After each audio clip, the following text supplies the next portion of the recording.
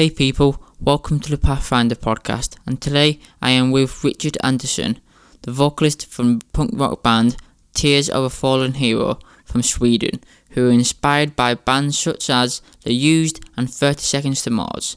Hope you enjoy.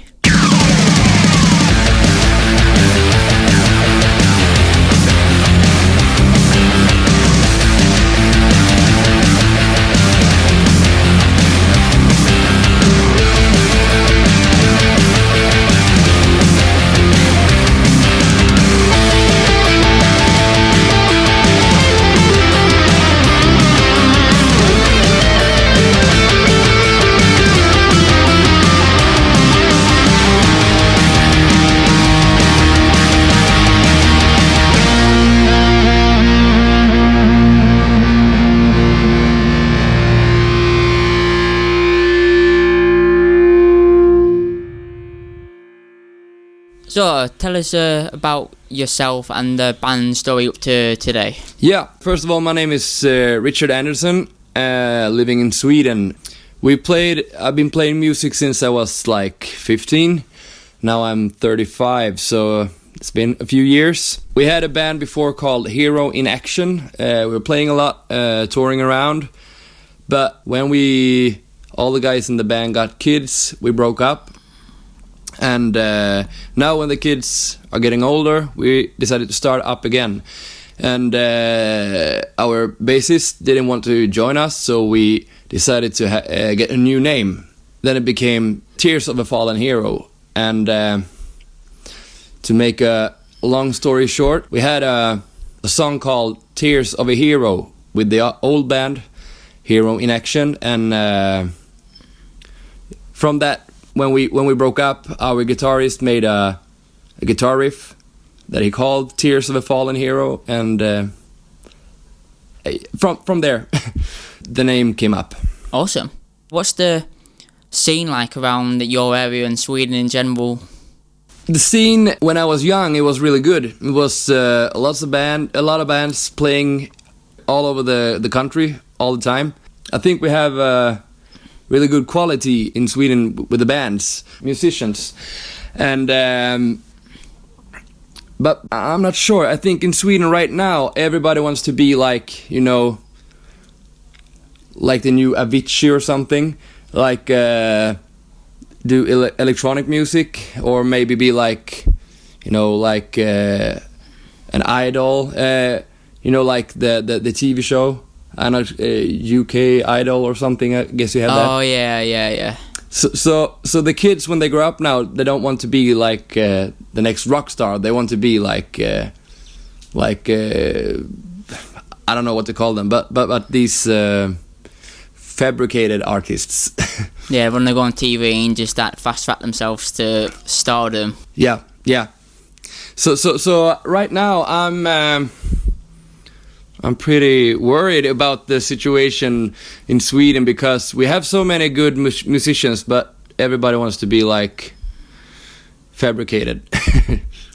Yeah. But we'll see. We just started up this band, and we haven't played live yet with this band, because we decided in the beginning we wanted to be like a studio band or something, just making songs, but we get a lot of offers from some venues that want us to play, and now we have a few songs, so if we make like 3 or 4 more, we're ready to go, I think.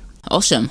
Yeah. But going on to that, do you like, even though you guys haven't started gigging yet, what's the scene for like bands helping one another? Is there like a lot of support for one another? Do you like each bands help each other out with gigs and so on? Yeah, some are. I think there is 50% of the bands are helping each other.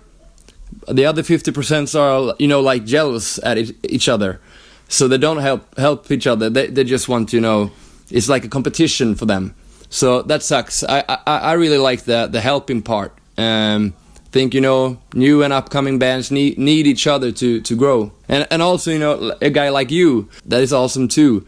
That wants to, promote lesser known bands, and if everybody does something, it makes the band grows. Exactly, yeah, because I just don't get bands who are like feel like they don't want to be around anybody else. 'Cause, I don't know, they just feel that they don't want to help someone out for whatever reason. It's just like, end of the day, if you just help each other out with gigs, that can lead to bigger and better things, and you never know that you might get a gig in the other side of the country or in another country. You know, if you just keep yourself to yourself and you don't want to talk to anyone, then you're not gonna get anywhere apart from the same venue in your hometown like every week. Yeah, that's true. We had that before in my town too. There were loads of great bands, but they never came out of the city. So they were just playing in our hometown, and that was because, you know, like you said, that some bands doesn't even want to get help. You know, they just want, we can do it on our own, and we're gonna make it anyway, and all that. But I think the best thing is, you know, on like Facebook forums and stuff like that, I meet a lot of cool people that wants to help us, or some other bands that, maybe we can do a tour in, let's say, UK someday. Okay, we fixed some gigs in UK, and my band fixed some gigs in Sweden, so we can do like a trade, you know, help each other out. So that's what I like. Yeah, that's the best way, when people will say we can do this, and in return we'll do that for you, and you know, just like you said, just help each other out, share gigs with one another, and then it can lead to bigger and better things. Yeah. When it comes to like gaining more gigs, is it how accessible is it? Like, is it easy to get gigs around your area, or is it really hard? For us, I think like the former band we had had a pretty good name, you know, out in the country. So for us, I think it's pretty easy to get gigs, but I know a lot of bands struggling with getting gigs. So I think we're lucky that we got our name out before, so they still know us from that.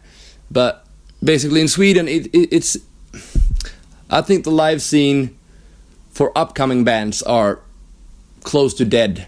When we played in, you know, in Europe, like in Germany and stuff like that, there were gigs every day, and there were always people showing up at the gigs, and you know, at every day of the week. So I think, I don't know, the Swedish kids are like spoiled, I think. I don't know why, because we have so many good bands, in my opinion, in Sweden, and we should support them, but we don't.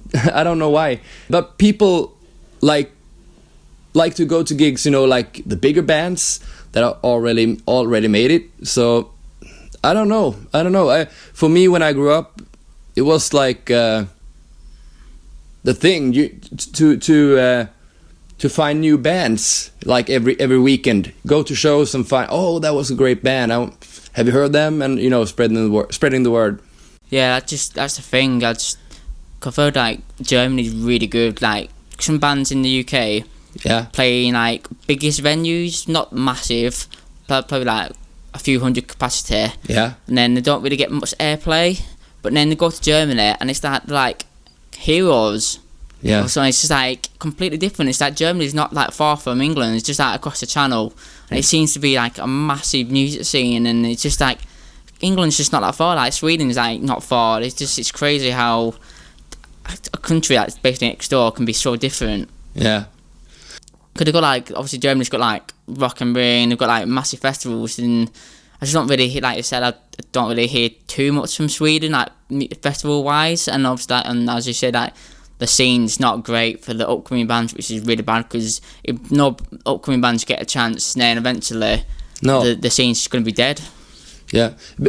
Before the, you know, like the band death in Sweden, I think it was pretty good. They were like our biggest festivals had like let's say like an up and coming stage. They were pretty good, and they didn't just have to play, you know, as the first band on the festival. You could also play at some good time at the day on that stage, and get a pretty big audience at these festivals. So it's so easy to because, you know, the the arrangers of the festivals have a lot to win to do that too, because there need to be new bands coming up, because bands like, let's say, Black Sabbath, Iron Maiden, or whatever will not be there forever. So we need new bands. What really annoys me in the rock scene, to be honest, now in the UK, you get Download Festival, which is like one of the biggest metal rock festivals in the world. Yeah. But they only really allow the bands that have been around for 30 years to headline, and it's like Iron Maiden, Metallica are not going to be around forever, and they're going to retire at some point. Yeah. And who are you going to give a chance to? Like, no one gets a chance. It's like, well, they're not going to really pull a crowd in. It's like, well, you give them a chance, and then, but the one time that they did put someone on different, like Avenged Sevenfold, everyone complained. It's like, you want something different, you get something different, and you don't like it. So it's just like, it just really bugs me, because like, just give upcoming bands a chance, because there's so many good bands out there. People are just like, no, they're not Metallica. It's like what do you want? Oh, I totally agree with you. It's the same here, and also when we have, like, let's say, like a small local place in my town, if there is a good band playing there, nobody will show up. But if there is a decent, let's say, a cover band playing there, everybody shows up, because they want to hear songs they can sing along to, but it's the same there, at some point you need new songs to sing along to, and then you need to listen to new music. So that's my opinion. Yeah, it just that's what really frustrates me about the rock scene, to be honest. People just don't give anyone a chance, or they just don't open their ears to different style of music. They just want to listen to one band and one style of music, and if it changes, then they're like, oh, you're sellout. Whatever. Yeah. When it comes to, obviously, you guys were playing music and stuff before social media, so has that been a big factor? Have you seen a change in, like, awareness of new music since social media has become more of a thing? I think when we were out playing a lot before, when we were younger, I think the biggest change from that age, the early 2000s, is like, first, at that point, I think that people were, indifferent from now, were more curious about new music, because at that time we had a MySpace account, and if we just sent a friend request to somebody or anything like that, writing like, oh, if you like this band, you should check us out. Everybody did that. They did check it out. They were curious, and at that time we had loads of fans and listening place at MySpace every day. It was massive. But at this point, I don't know. I've been thinking a lot of this, but today people are like a little bit like we said before. Oh, I already like this and this band, so I don't need a new band. Like this, like that. But in our case, I think we are pretty lucky, because it's hard to get the music out. It's really hard to get people to listen to it. But when they do, we get some really kind words all the time. So our goal is like, let everybody hear it, and probably it will be fine in the end. But say the hard part is to know how to reach out. I think that's, I don't know if I'm answering your question right now, but to a question that you asked me before, but I think it's a big difference. People were more curious before. I don't know what happened in these years. Yeah, I think it's just, parts of it is just oversaturated, because there's so much music out there. People just like, I listen to 10 seconds of this, get bored of it, and then listen to another one. Yeah. And then it's just this obviously you can go on Spotify and there's playlists of like hundreds of songs, and there's just so much going on. It's just like people just can't sit for like 3 minutes and listen to one song now. It's just like so it's a bit like everyone's spoiled for music. Yeah. So everyone's just listening to what they want now. Yeah. And it's just a lot of music out there. I think you're right there, because and also I believe that people, as you said, they don't even listen through a whole song. They maybe listen like, oh, I don't like the 10 first seconds, and then they skip it. And but also the playlists are really important these days, because if a playlist with a specific genre or something have many followers, people listen to that, and then if you are on one of these lists, people listen to you. So I don't know, but to me that's not being curious. Yeah, exactly. When you sent me a link to your stuff, the last few days have been like the Hymn for the Fallen. I just don't know what it is, that chorus in that song is just an absolute belter, and I was like, it's such a powerful chorus, and I've just been like blasting it all week. It's like this chorus is like fire, to be honest. Oh, nice. Thank you. So, cause that's what gets me, to be honest, a lot of times. If the chorus is just really, really strong, and that's what makes or breaks a song for me, to be honest. Oh, nice. Thanks.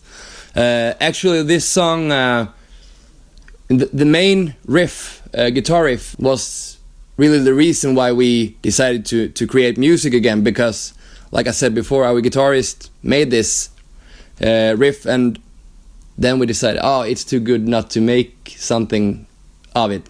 So that's really the reason why we decided to start again. So yeah, I really like that song. It means a lot to us. But I don't know what I should say. But we right now at the moment, I was in the studio a few days ago recording a new song, and so far, A Hymn for the Broken, that song that you like, is probably our favorite, but now I think we made an even better one. Nice. Hopefully, in my opinion. So we'll see. Awesome. What's been like the main influences for your band's sound over the years, and how has that dictated the direction that you go into? Our biggest influences are like for me as a vocalist, I think it is. First of all, Anne Berlin. Have you heard them? I have, yes. I'm really impressed of that singer. He has so good melodies, and to me, I think that's the biggest influence. But also, bands that followed us our whole lives are like. Have you heard Millencolin? Yes. I don't know if I've listened to them, but I definitely know of them. That's a really big Swedish punk rock band. They started up, in the skate punk scene. So they've been like one of my favorite bands my whole life. And also, let's say, when we started up our former band, the scene was growing so fast, and bands like The Used.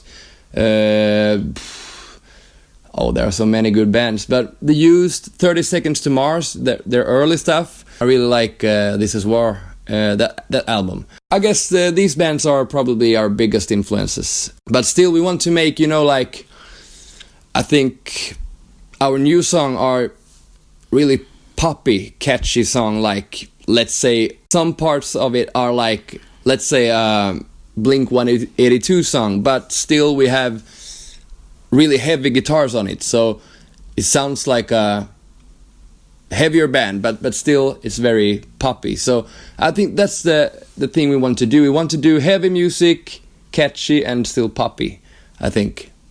Yeah, I definitely see where you're coming from, because like The Used and the 30 Seconds to Mars, they've got them, especially The Used, they've got certain, like the first two albums that are iconic, to be honest. They got some really like heavy stuff, but then they've got songs like Taste of Ink and stuff like that, and they've got like the really heavy spectrum, and they go to like the really melodic end. So they've got like a nice blend of stuff, and obviously that's where what you're trying to achieve. Yeah, I think so. And also we want to do not like I think one part from 30 Seconds to Mars that we like is like that some, let's say in a stick of a song, we put in some, like space sounds and synthesizers and, like some choir and stuff like that to make it, like a little bit arena rock.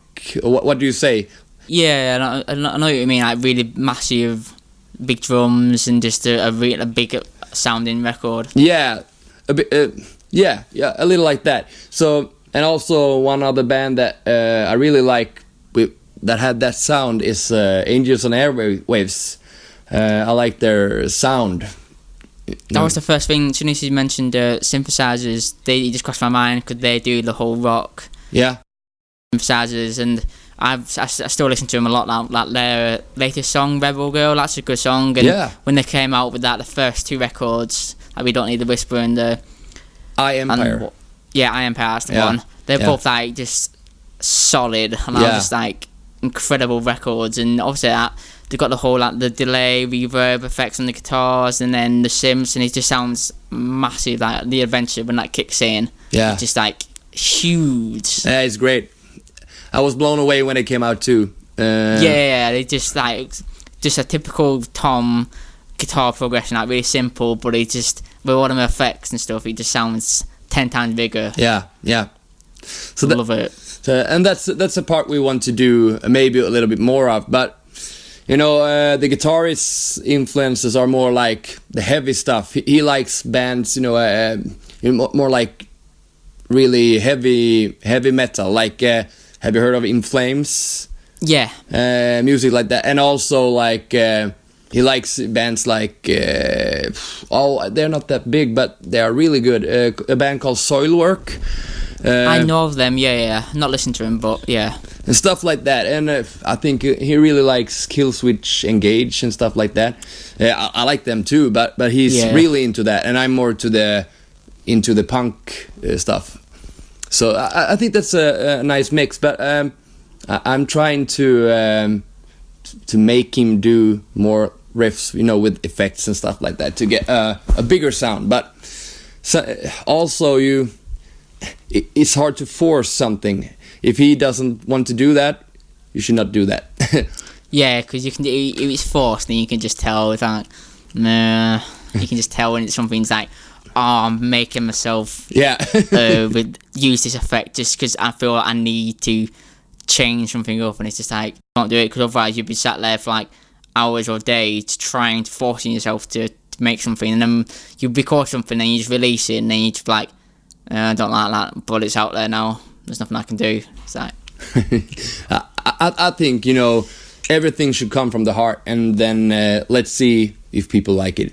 If they don't, exactly, to me personally, I think it's really, of course I want people to like our music, but first of all I really need to like it myself. I don't think I'm the person that could ever make music trying to sound like something people want to hear. I think it's very important for me to do what I want to do, and hopefully people like it. Exactly. Yeah. And then talking about that, when it comes to like the writing and recording side of things, what's the process of that? Do you guys all like get together and come up with riffs, or is it just like, do you tend to write something on your computer and then send it over? Mostly our guitarist comes up with like a riff, a main riff, and he puts it together to a song on his computer with just some basic drums and stuff from the computer. Sends it over to our drummer that produces it and make new drums on it. Then they send it back and forth together. They make the start of the song, and then they send it to me, and I get to listen to it, and I decide if it's something that I like or if there's something we should change and stuff like that. But we've been playing together for so long, so they know what I like and I know what they like. So they send it over to me most of the times, and I do the vocal melody, and then I do the lyrics, and then I record that, and then it's done. Nice. It's pretty easy for us, but because we don't have that much time to be, you know, like in our rehearsal space anymore because we have kids and stuff. So we do it this way, and then we go to the rehearsal space when we need to, and also sometimes you need to get away from everything at home. So it's a pretty good like escape plan. Listening to the EP and stuff, it sounds really well produced. So did you have much of a say in that, or was it all like just programmed like drum samples and then you went from there? The drums are programmed on this. Our drummer are actually playing drums to the songs, and then he makes the drums that he would have playing for real in the computer. So he's programming the drums the way that he drums for real. So that's just why we don't record the drums, is because it's cheaper, it goes faster, and it's more easy. So that's why we programming the drums. But the rest, I think, the bass and the guitars, our guitarist records in his like closet at home. He has a computer with a few amps, and he records it from in that room. And then the drummer is also doing all the programming with the strings and keys, all that stuff he's doing at home too, in his home computer. So basically the only thing we do outside our homes are recording the vocals, and then we have a guy that I record the vocals with. He also mixes and mastering it. So it's a pretty simple way, but I think it works. Of course, we can put in some more money and we can make it sound even better, but I think the difference will be so small that it isn't worth it. That's what I think. We spoke about it earlier, but any new music on the horizon? From us?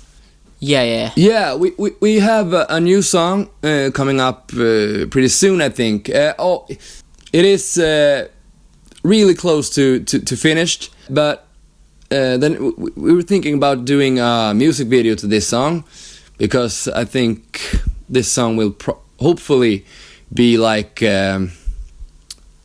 hopefully our best and most played song. So I think it's very important to do everything we can, you know, to be seen. And I've noticed that people really like a music video these days on YouTube.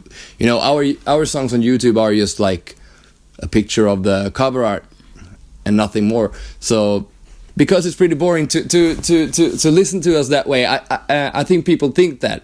So we're recording a music video for this song, and we need an artwork for the song. And after that, I think we have like 4 more songs. We're about to record them, and then we'll release an album, I think. So that's the plan, I think. Nice. Looking forward to that.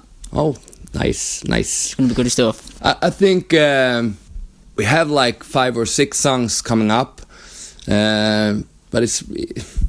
We want to have we want the album to be dynamic, you know. We want to have a few fast songs, we want to have like 1 or 2 slow songs, and then we have like already released like 2-3 middle tempo songs. So I think, to me personally, when I listen to an album, let's say a band like let's say Blink-182, I think, you know, it is the same from the beginning to the end.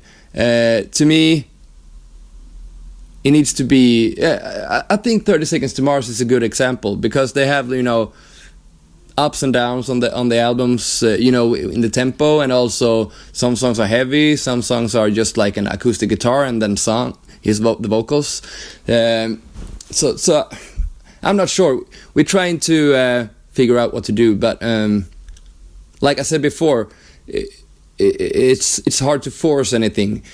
It has to just be what it will be. I think, unless there's anything else, anything you'd like to say, I think that wraps everything up for this. it's really nice of you having us.